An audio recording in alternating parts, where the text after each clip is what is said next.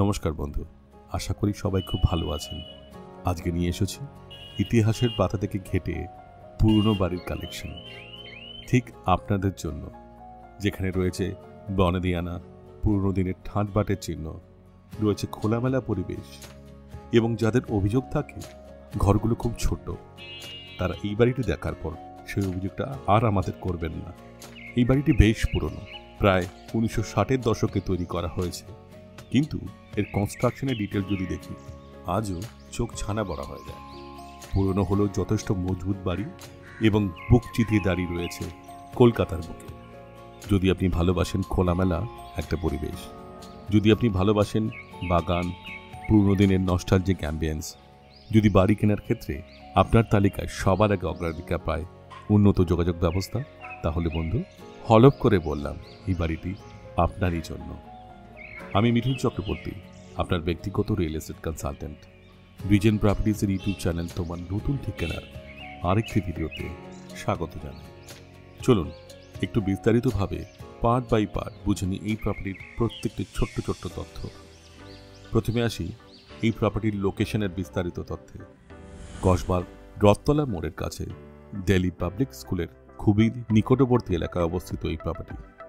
Main রোডের থেকে মাত্র একটা প্রপার্টি পরেই বাড়িটি আপনার অবস্থিত। বাড়ির সামনে গাড়ি ঢোকার মতো প্রায় 16 ফিটের রাস্তা রয়েছে। 3.5 কাঠা একটু বেশি জমির উপর তৈরি এই বাড়িটি, যেটা হতে পারে আপনার পরবর্তী নতুন ঠিকানা। প্রপার্টি নর্থ এবং ওয়েস্ট ফেজে। বাড়ির ভেতরে প্রবেশ করলেই আপনি দেখতে পাবেন পুরনো দিনের আদলে তৈরি কনস্ট্রাকশনের ছাপ কোনায় কোনায় ছড়িয়ে রয়েছে। এটি দোতলা বাড়ি, 6টা রুম রয়েছে, তার সাথে উপরে এবং নিচে ড্রয়িং রুম, একটা করে ঠাকুর ঘর, একটা করে কিচেন, একটা করে টয়লেট আর বেশ বড় মাপের 2টো বারান্দা রয়েছে। প্রত্যেকটি ফ্লোরে এটা আপনি পেয়ে যাবেন। বাড়ির মূল গেট ক্রস করার পর গ্রাউন্ড ফ্লোরে প্রথমে পাবো একটা বড় সড়ো বারান্দা, যেখানে আপনি অনেকটা বৈঠকখানা হিসেবে ব্যবহার করতে পারেন। তারপরে পেয়ে যাব একটা ম্যাসিভ সাইজের রুম, যেটা আপনি চাইলে আপনার ড্রয়িং রুম হিসেবে ব্যবহার করতে পারেন। ভিডিওতে আপনি এর সাইজ দেখে বুঝতেই পারছেন কতটা বড়। নিচের ফ্লোরিংয়ে টাইলসের কাজ করা হয়েছে। সিলিংয়ের হাইট প্রায় 12 ফিটের মতো। এই ঘরে সাউথ এবং ওয়েস্ট ফেসিং চওড়া জানালাও রয়েছে। পাশেই রয়েছে আরেকটা বেডরুম। চওড়া খোলামেলা নর্থ ওয়েস্ট ফেসিংয়ে বড় বড় জানালা রয়েছে এই ঘরের মধ্যে। এই বেডরুমে আপনি পুরনো দিনের লাল রঙের তৈরি করা নেট সিমেন্টের ফ্লোরিং পাবেন, যেটাকে আপনি নিজের পছন্দ মতো মডিফাই করতে পারেন। এই দুটো ঘর ক্রস করার পরই পরপর পেয়ে যাবেন প্রথমে একটা ছোট্ট সাইজের ঠাকুর ঘর, তারপর একটা প্রশস্ত আকারের কিচেন। কিচেনের পাশে রয়েছে একটা টয়লেট, তার সাথে রয়েছে একটা লম্বাটে ডাইনিং এরিয়া। এর ঠিক পাশেই পাবেন আরেকটা মস্ত বড় আকারের বেডরুম, যেখানে ইস্ট এবং সাউথ ফেসিং বড় বড় জানালা রয়েছে।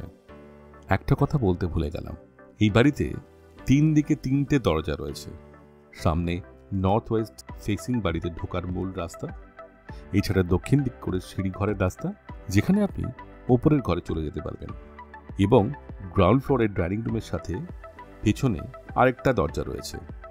আশা করি মোটামুটি বুঝে নিয়েছেন গ্রাউন্ড ফ্লোরের লেআউট। এবার চলুন আস্তে আস্তে আমরা সিঁড়ি বেয়ে উঠে চলি ফার্স্ট ফ্লোরের দিকে। বলতে পারেন মোটামুটি একই লেআউট রয়েছে গ্রাউন্ড এবং ফার্স্ট ফ্লোরে। ফার্স্ট ফ্লোরে যদি আমরা উঠি, বাঁ দিকে পেয়ে যাব নিচের অংশে যে বৈঠকখানার আপনাকে উল্লেখ করেছিলাম সেই অংশটি। একটা বড় রুম, যেটা আপনি বেডরুম অথবা অন্য কোনো কাজে ব্যবহার করতে পারেন। এখানেও গ্রাউন্ড ফ্লোরের সাইজের একটা ম্যাসিভ ব্যালকনি রয়েছে।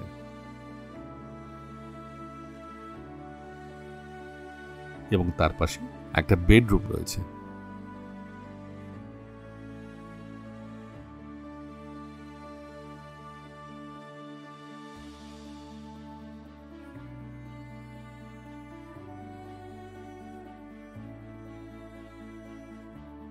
ঠিক সেইভাবেই আপনি এখানে পাচ্ছেন একটা ঠাকুর ঘর,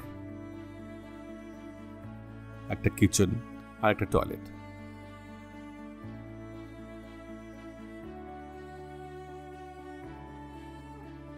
আর তার সাথে একটা ওয়াইড ওপেন ডাইনিং এরিয়া পেয়ে যাচ্ছেন। ডাইনিং এরিয়ার ঠিক পাশে আরেকটা বেডরুম। মোটামুটি বলতে পারেন একটা সুন্দর লেআউট দিয়ে তৈরি করা এই বাড়িটি। চলুন এবার আপনাদের নিয়ে যাই ছাদের দিকে। একটা ছোট্ট জিনিস আপনাদের বলে রাখি, ছাদে এসে ভিডিওতে আপনি দেখতে পাচ্ছেন একটা হোয়াইট কালারের কোটিং করা আছে। এই কোটিং ফার্স্ট ফ্লোরের টেম্পারেচারকে অনেকটা কন্ট্রোলে রাখে। এই বাড়ির সামনে আপনি মোটামুটি 2-3টা গাড়ি রাখার পার্কিং স্পেস পেয়ে যাবেন।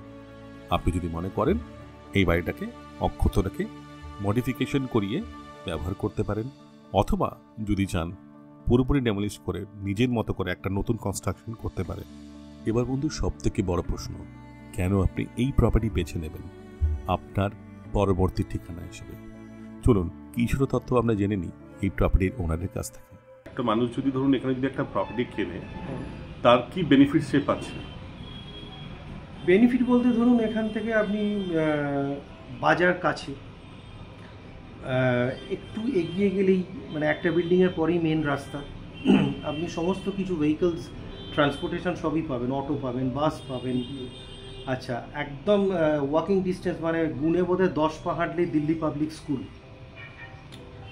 আচ্ছা, এইখান থেকে 5 পা হাঁটলে ওখানে 2টো ব্যাংক আছে, HDFC, ICICI, ATM আছে, ওষুধের দোকান আছে। আগে একটু এগিয়ে গেলেই রথতলার যে মাঠ আছে ওখানে গেলেই বাস টার্মিনাস আছে। আচ্ছা, আপনি এদিক থেকে 2-3টে রাস্তা পাবেন, যেগুলো ওই 10-15 মিনিট করে হাঁটলেই আপনি বাইপাস কানেক্টর পাবেন, অ্যাক্রোপলিস মল পাবেন। আচ্ছা, এখন আর একটা নতুন কানেক্টর হয়েছে, এখান থেকে আপনি যদি মিনিট 15 গাড়িতে করে যান তাহলে ওই আনোয়ার শাহ কানেক্টর যেটা, ওইটা পাবেন, যেটা একদম সোজা যাদবপুর থানা থেকে ওই একদম অভিষিক্তা অবধি গেছে। এবং এখন যেহেতু মেট্রো হয়ে গেছে, এই রুবি দিয়ে যাচ্ছে, যেটা থ্রু রুবি দিয়ে মেট্রোটা যাচ্ছে, মেট্রোটা অ্যাভেল করতে পারবেন। তো ট্রান্সপোর্টেশনটা ভীষণ আরও ভালো হয়ে গেছে। আচ্ছা, এই প্রপার্টির বয়স কত? এটা অ্যাকচুয়ালি এই দোতলা বাড়িটা, একতলাটা হয় ওই ধরুন অ্যাপ্রক্স 1960, আর ফার্স্ট ফ্লোরটা হয় এটা ওই অ্যাপ্রক্স ধরুন 64-65। এই বাড়িটার সম্বন্ধে যদি একটু বলেন। বাড়িটা অ্যাকচুয়ালি যেটা, সেটা হচ্ছে যে খুব যত্ন করে তৈরি বাড়িটা। 3.5 কাঠার কিছু বেশি জায়গা এটাকে, মানে টোটাল ল্যান্ডটা আছে আর কি। এবার পুরোনো দিনের বাড়ি বলে সামনে পেছনে অনেকটা করে জায়গা ছেড়ে বাড়ি তৈরি করা।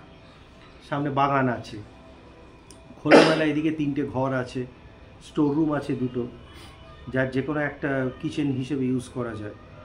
আচ্ছা, বাথ প্রাইভি একটা করেই আছে, গ্রাউন্ড ফ্লোরে একটা, ফার্স্ট ফ্লোরে একটা, ছাদ আছে বড়। তো এইভাবে খুব মানে সেই আগেকার দিনের বাড়ি যেরকম হতো সেইভাবে এটাকে তৈরি করা, খুব খোলামেলা। সেইভাবে ঘরের হাইটগুলো প্রচুর আছে, আগেকার দিনের হাইটের মতো, এখনকার হাইট নয়। এবং এর ফ্লোরিংটা খুব ভালো, মানে খুব যত্ন করে করে তৈরি করা আর কি। ফ্লোরিং, সিঁড়ি, যেগুলো সিঁড়িটা খুব খাড়া সিঁড়ি নয়, একদম ঢাল সিঁড়ি, মানে উঠতে নামতে কষ্ট হবে না। তো এইরকমভাবে তৈরি করা। আশা করি আপনারা মোটামুটি সমস্ত তথ্যই পেলেন। এবার সব থেকে বড় প্রশ্ন, এই প্রপার্টির দাম কত? প্রপার্টির ওনার এই প্রপার্টির দাম রেখেছেন 1,80,00,000 টাকা। এই প্রাইস নেগোশিয়েবল।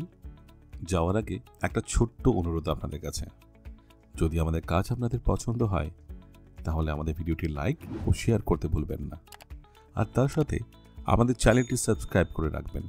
তাহলে ভবিষ্যতে সমস্ত ভিডিওর নোটিফিকেশন আপনার কাছে সবার আগে পৌঁছে যাবে। আপনাদের সাপোর্ট আমাদের আরও এগিয়ে নিয়ে যেতে সাহায্য করে। আপনাদের যদি কোনো প্রপার্টি আপনারা সেল করতে চান তাহলে আমাদের দেওয়া নম্বরে যোগাযোগ করুন, আমাদের মার্কেটিং টিম আপনাদের কন্ট্যাক্ট করে নেবে। যদি এই প্রপার্টি আপনাদের পছন্দ হয়ে থাকে তাহলে দেরি না করে আমাদের দেওয়া নম্বরে যোগাযোগ করুন, আমাদের টিম আপনাকে সাইট ভিজিটের সমস্ত ব্যবস্থা করে দেবে। আর যদি আপনি এই প্রপার্টি অ্যাকোয়ার করতে চান, আমাদের টিম আপনাকে one stop real estate solution provide করবে।